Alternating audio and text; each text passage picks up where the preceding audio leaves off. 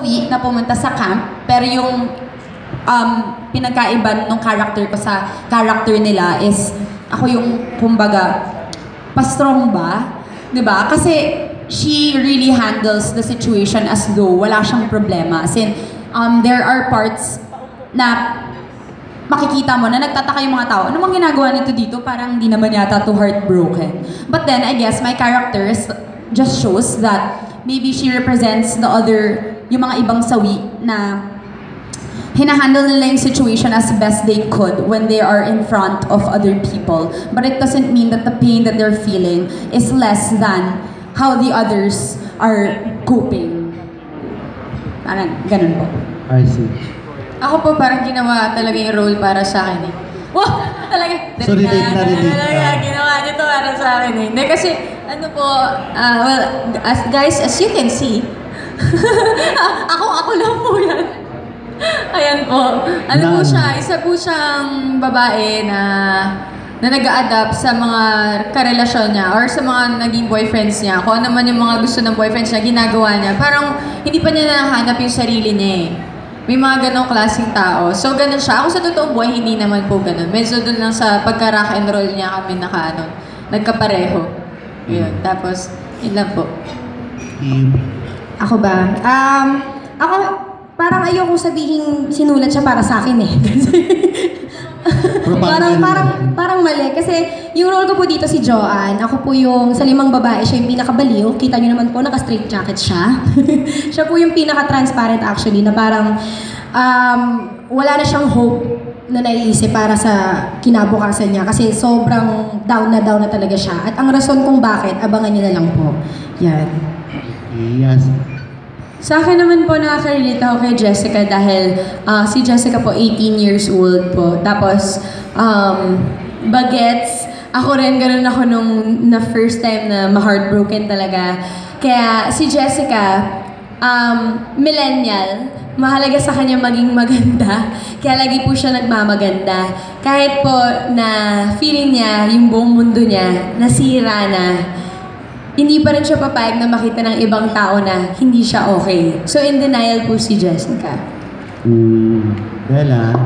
Okay, ako po dito si Bridget. So, si Bridget po yung pinakahuling papasok sa camp. So, medyo sabay ni Bridget sa audience makikilala yung 4 na babae. So, kay Bridget mas exploring herself kasi 10 years siya sa relationship niya eh. Ang alam niya lang sa sarili niya kung paano din yung boyfriend niya. Parang package deal sila. So, hindi niya rin masyadong kilala yung sarili niya. And the way she sees the world, parang fresh lahat. Kasi nga, kasabay ko kayong papasok sa camp. So, yun po. Last na lang sa lahat na casted. Alin ang mas masakit? Yung, kung experience lang ninyo ito ha, based sa experience nyo, alin ang mas masakit? Yung kayo ang nakipag-break o yung boyfriend yung nakipag-break sa inyo? Hindi ko pa po natatry makipag-break.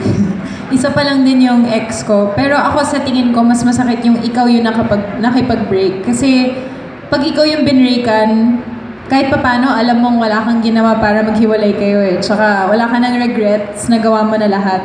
Pero parang pag ikaw yung nakipag-break, marami ka sigurong tanong na pwede bang inayos pa namin or may magagawa pa bang paraan, tsaka sinaktan mo yung taong mahal na mahal ka kasi nakipag-break ka. So siguro mas masakit yung ikaw yung makipag-break. Yan. Sa akin po, depende sa sitwasyon. Kasi merong breakup na you fall out of love. Tapos kung sino yung iniwan sa falling out of love, siya yung kawawa. Pero kung example po, merong ibang tao na mas nagpapasaya dun sa isang tao, kung sino yung umalis, mas magiging madali sa kanya. So mas mahirap dun sa iniwan. Laging mas kawawa, feeling ko yung iniiwan. Iniwan. Kasi hindi siya prepared. Hindi siya ready. Hindi siya ready. Oo. Kim? Ako feeling ko yung nakipag-break din. Kasi based on experience eh. yung nakipag-break. Yung nakipag-break Yung ikaw nakipag-break? Oo, kasi parang depende rin kasi kung bakit ka nakipag-break. Based on my experience parang siguro may mas importante kang gawin or mas kailangang mangyari, kung bakit, at saka, kasi kapag ikaw yung nakapag-break, yun nga, meron kang reasons kung bakit mo ginawa, or parang may maiisip ka rin at the back of your head na, bakit ko kailangan makipaghiwalay sa taong mahal ko? Alam kong mahal niya rin naman ako, pero kailangan. So, I think yung nakipag-break, feeling ko, kasi may burden ka sa sarili mo eh. RC? Para sa akin po pareho. Pareho lang yan. Parehong masakit. Parehong masakit sa puso. Parehong kailangan ka may pagdaanan. Kung ikaw yung binraykan, na hindi ka ready, magugulat kayo, alam mo yun, parang the next day, ano bang gagawin ko? Wala na siya. Kumbaga yung pagiging, yung sanay ka na nandyan siya, tapos bigla siya mawawala. Kapag ikaw naman yung nakipag-break, yun, masasaktan kayo kasi alam mo, may pinagsamahan naman kayo. Tapos, ang hirap kaya makipag-break. Feeling ko lang ang hirap. Parang ano lang to eh. Parang feeling ko, pag may manliligaw ka, parang paano ko siya babasta din, tapos pero okay naman siya. Parang ganon. Ikaw ba nakipag-break, RC? Never po. Ay! Ikaw, oo. Oo. Ikaw. Opo. Kamusta yung breakup na yon? Masakit ba? Paano yun? May Opo. closure? Masakit. Depende rin sa rason mo eh. Opo. Pero masakit. Pareho masakit. Wait, soon. Ano bang rason ng breakup na yon? Yung ikaw nakipag-break ka? May third party? Wala po. Wala. Wala po. Basta po. Basta na lang. Okay.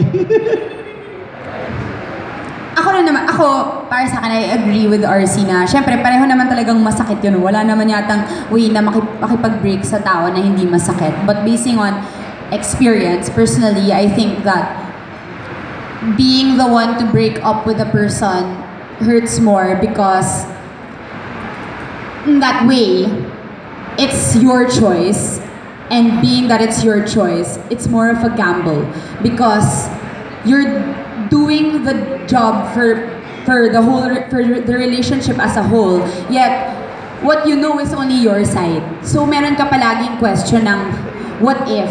I mean, you get into a relationship not expecting it to ever end. You get into a relationship because you think that maybe this is the person that you'd want to spend the rest of your life with forever.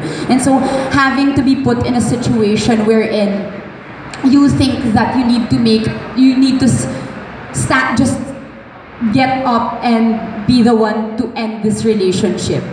Mas masakit siya kasi pag in-end mo dun, ikaw na yung mag-e-embrace nung fact na pwedeng hindi mo na ever malaman what could have happened had you not made that decision. Andy, okay na ba matanong, pinakamasakit ba na breakup sa'yo, yung sa inyo ni Jake? Siyempre po. Matagal bang ininda mo yon hanggang sa nakapag-move on ka? Sorry po? Matagal mo siyang dinala yon hanggang sa nakapag-move on ka? Opo. Okay, thank you.